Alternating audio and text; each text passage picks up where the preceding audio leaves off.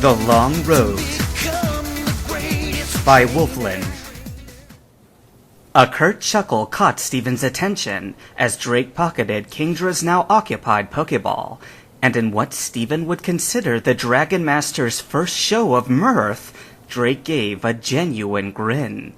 Not bad. His second-to-last Pokemon emerged on the battlefield in a flash of light. Not bad at all. But the second Flygon of the afternoon didn't share its trainer's amusement. It bared its teeth at Credilli with a rumbling growl, which she was all too happy to return with a shrill cry of her own. As Steven looked on at the two bristling Pokemon, his mind raced in time with his pulse. If they could just take down this Flygon without having to call on Metagross's help, it would leave his starter fully rested to take on Drake's ace. Credilli, Aggron, and Claydol. 3 fatigued Pokemon to take on one full-powered dragon. His hand balled into a fist at his side. They could do this. Go, Credilli! Ancient Power! Flinging a hand forward in time with his shouts, he hoped the subtle motion with his other went unnoticed. Claydol's Pokeball tucked secretively in one palm. Thankfully, Drake seemed too preoccupied in directing Flygon to avoid the chunks of rock being flung its way to pay attention. Keeping one eye on Flygon, Steven watched it sweep a Dragon Breath across the battlefield, melting Ancient Power's projectiles in a tongue of green flame. And he tapped Claydol's Pokeball. Get ready, he muttered, cataloging the way in which Flygon kept its distance from Credilli. Clearly the distance-attacking complement to the first Flygon they'd faced. So when Credilli shrieked, ducking away from another Dragon Breath attack that left several of her tendrils singed, Steven made his move. In one swift motion, Claydol's ball was sent airborne, while Credilli's came to bear. Return! The Dragon Breath Flygon had unleashed towards Credilli's retreating form came to an abrupt stop against Claydol's light screen. Green flames danced over the barrier's protective surface, and behind it, Claydol already had begun to concentrate its power. Before Flygon could register its new opponent, a pinpoint extrasensory strike felled it from the sky. But the psychic attack was not enough to knock Flygon out, and it kicked a cloud of dust up as it righted its fall just above the ground. Claydol's eyes swiveled left and right, zeroing in on where Flygon had hidden itself in the miniature sandstorm. It leaned forward with a hollow whine, air wavering with another extrasensory primed, only to be struck directly in the face with a vicious signal beam.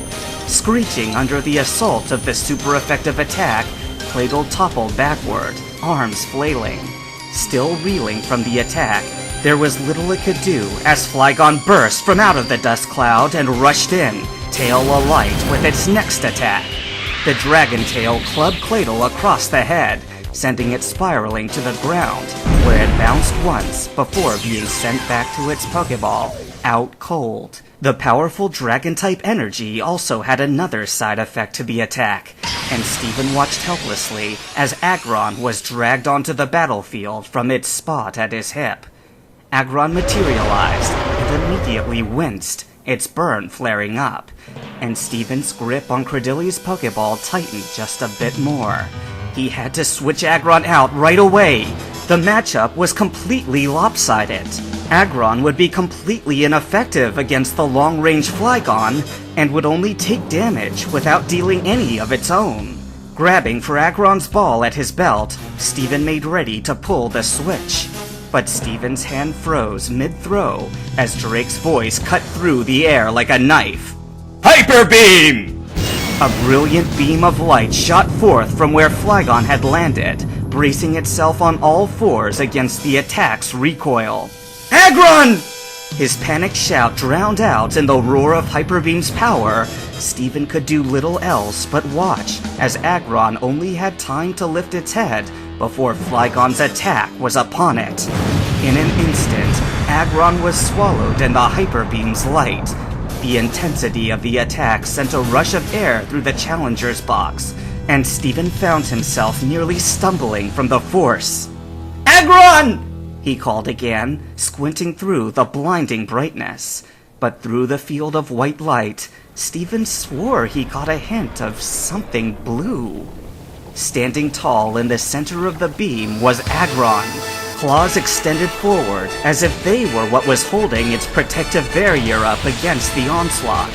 But as Stephen watched, Agron began to falter. Cracks appeared at the center of the barrier, but Agron huffed and strained with effort, and even though the barrier flickered dangerously, it still held until the last of Hyperbeam's energy winked away into nothingness.